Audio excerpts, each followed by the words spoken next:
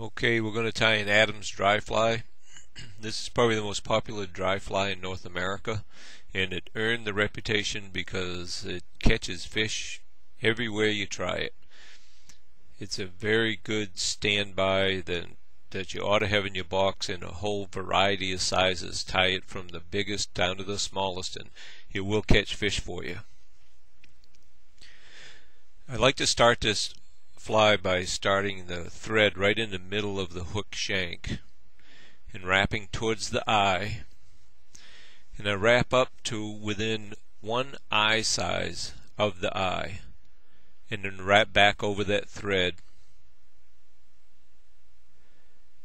right back to my starting point. And the reason I do this is so that I can place my wing exactly where it's supposed to be each time I tie this fly.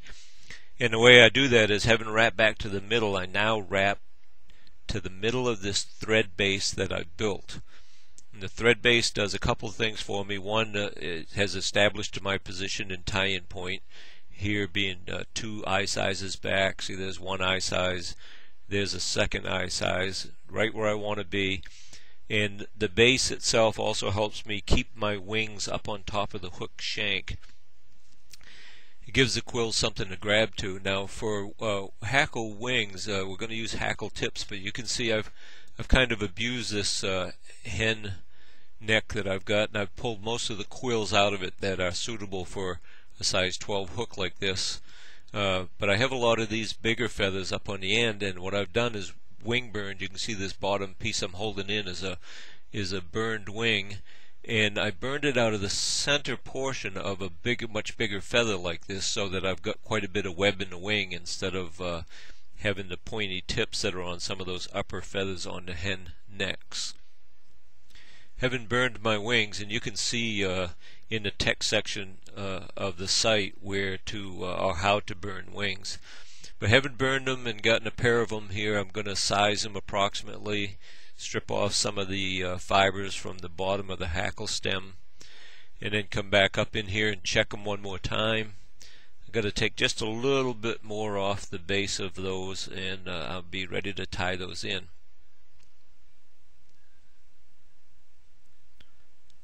Looks about the right length there. So I positioned my hand where I'm going to tie these in, and then use the turn and look technique so that I've turned my vise so I'm looking right at my tie-in point, and I can see as I set these whether or not they set like it just did and set properly, or if they roll down on the side. And having rolled and used the turn and look technique to place those, now I'll just go ahead and roll the hook back to its normal position. Make a couple security wraps there, and grab these wings and pull them back, and make a few wraps in front of the wing to get them to stand up. And before I trim the butts off, what I'll do is I'll measure these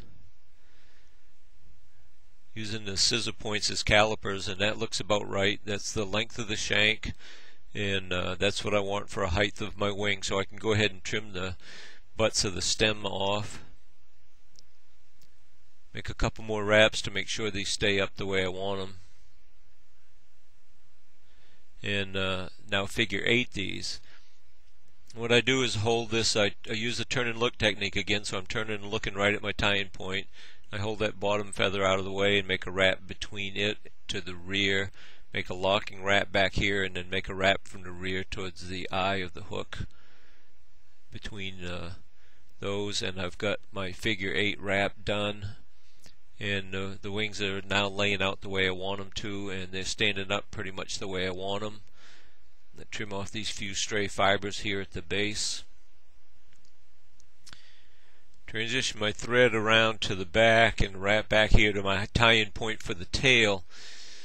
Now the tail on an Adams is traditionally grizzly hackle and brown hackle mixed.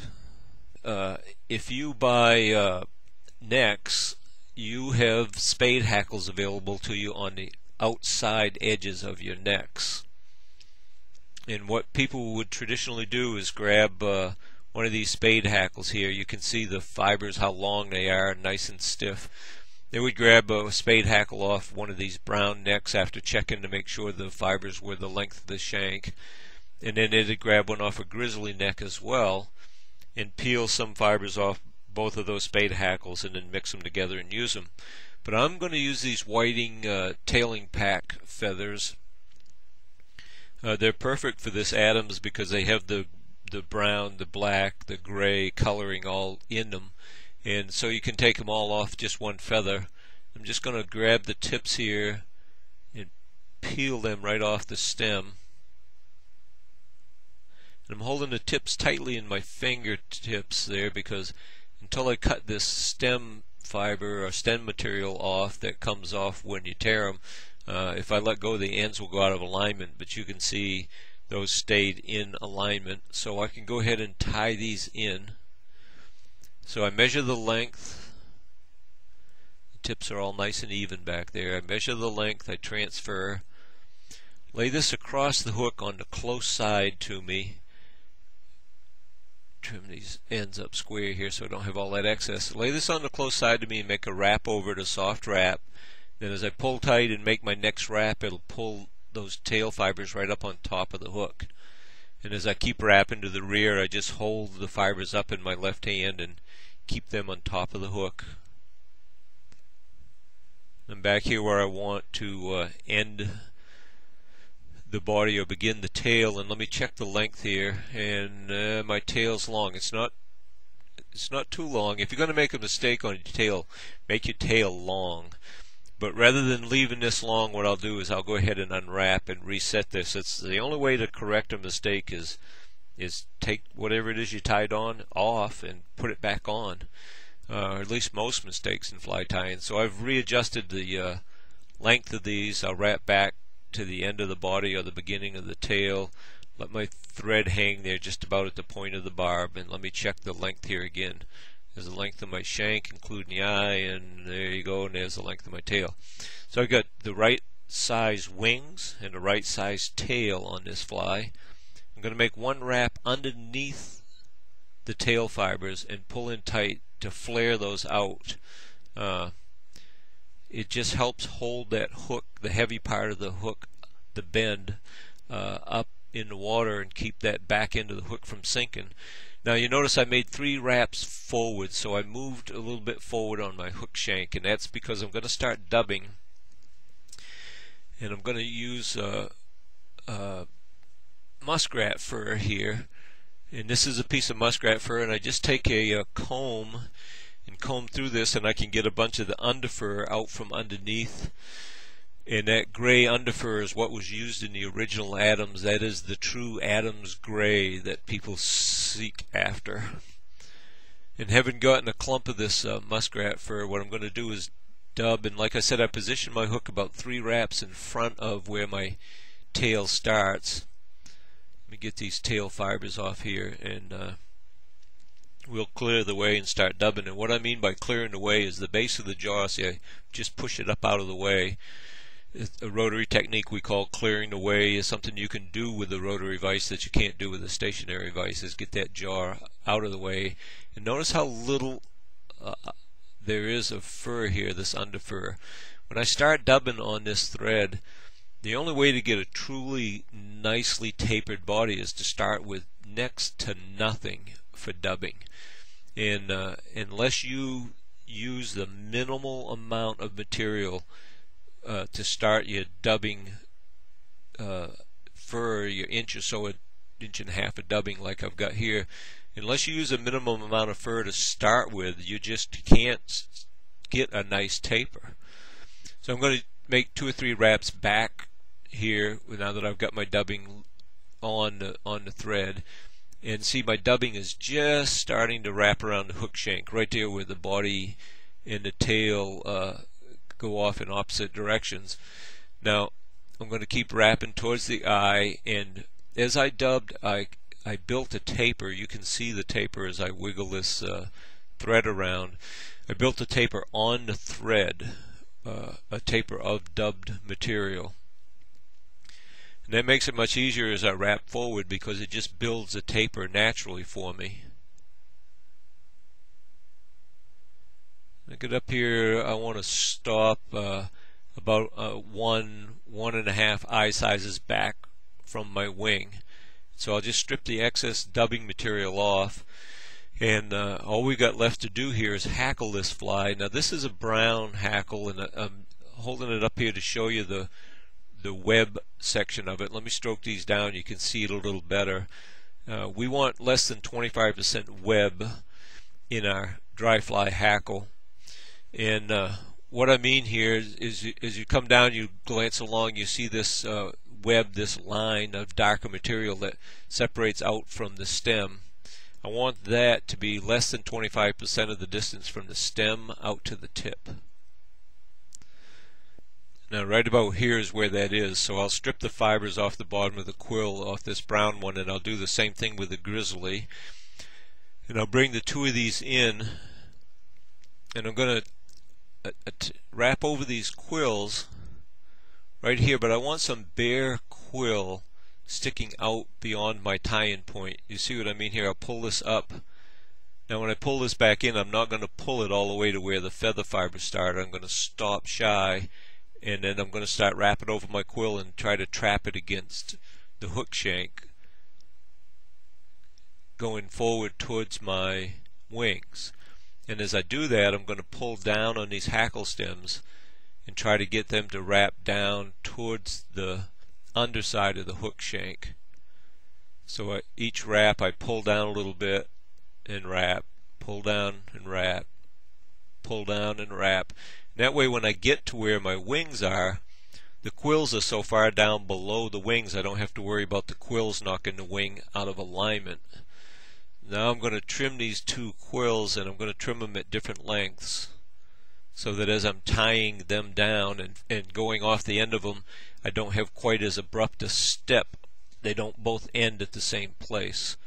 So hold the wing back out of the way so I can wrap in transition underneath it. And I'm off the first quill, wrapping down the second one, and I'm off the second quill.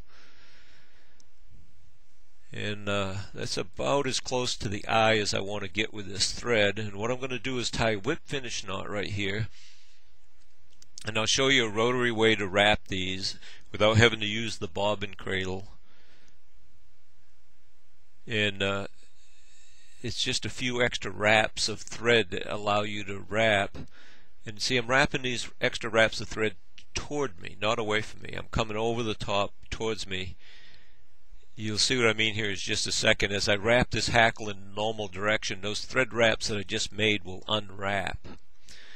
So let me grab my my grizzly. It was the shorter of the two feathers, so I mounted it closest to the eye so I could wrap it first.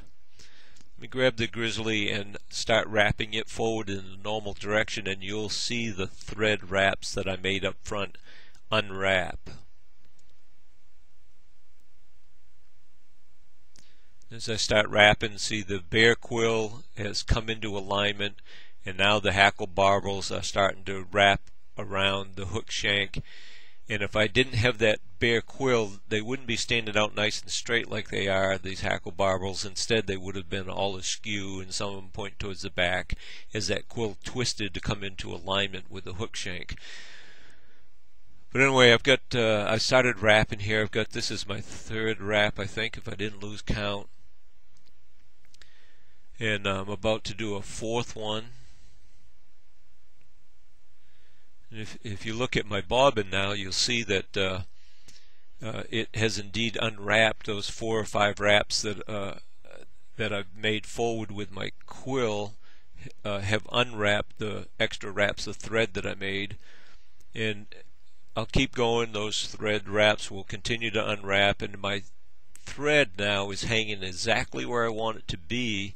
When I get to it, I don't have to bother with the bobbin cradle. I don't have to take the bobbin off the cradle, move the cradle out of the way or anything. I can just take the bobbin, come up behind the quill, make one wrap in front of it, transition around behind the quill again, get that thread a little closer to it, come up behind it, make a wrap, and make a wrap in front of it. And I've got 2 wraps over that hackle stem now, and I know it's secure, so I can go ahead and get in here and cut it off. I think, there we go. And now I've got to wrap the brown hackle forward using the same technique, so I'm going to throw another whip finish knot in here and stabilize that hook while I pull out some thread.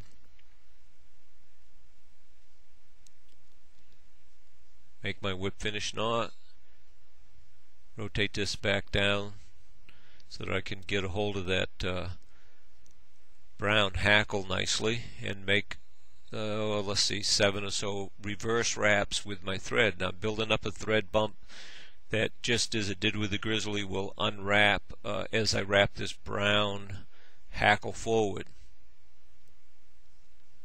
And I just wrap the hackle in the normal direction. And I start going, you see the hackle twist around again. That was just the bare quill that was wrapping when it twisted around like that, which now lets the hackle fibers start wrapping on and wrap on straight, as opposed to going all crooked because of that slight twisting motion. Let me bring my bobbin up close to the eye here so you can watch it unwrap again as I wrap this hackle.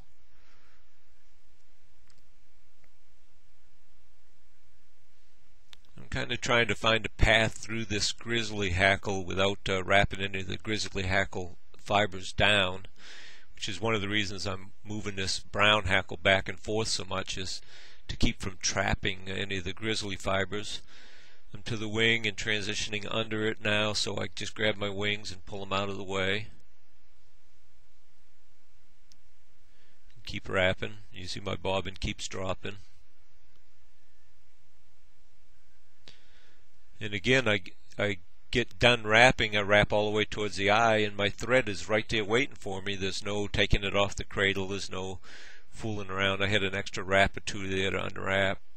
And that was it, and that's very easy to do compared to getting the bobbin in and out of that cradle, and moving the cradle out of the way. Often break hackle while you're doing other things because you aren't paying enough attention to the hackle. This way you never have to take your focus off the hackle. So there's a wrap in back of it, a wrap in front, another wrap in back, and another wrap in front. Get two hackle wraps like that, or two thread wraps like that, I know are going to hold this hackle, so I can trim it off also.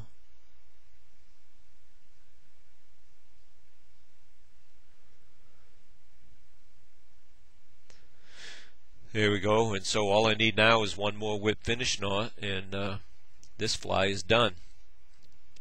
So roll this over and stroke some of these fibers back. There's a few stubborn ones here that don't want to go. See if I can make a wrap and not catch them. No, I caught a few of them, so I'll just trim them out of there. One of the nice things about a rotary vise, you can just rotate into a position where you got your hands in a comfortable position, and you can stabilize off the hook jaw to get in there and cut just the fibers that you want to cut. And having done that, let me get my whip finish tool. Whip finish this, and we'll see how it looks.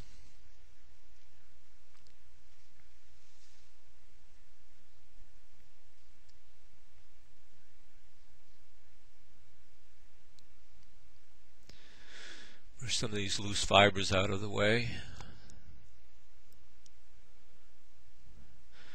And there you go. There you have it. There's an Adams dry fly tied using rotary fly tying techniques.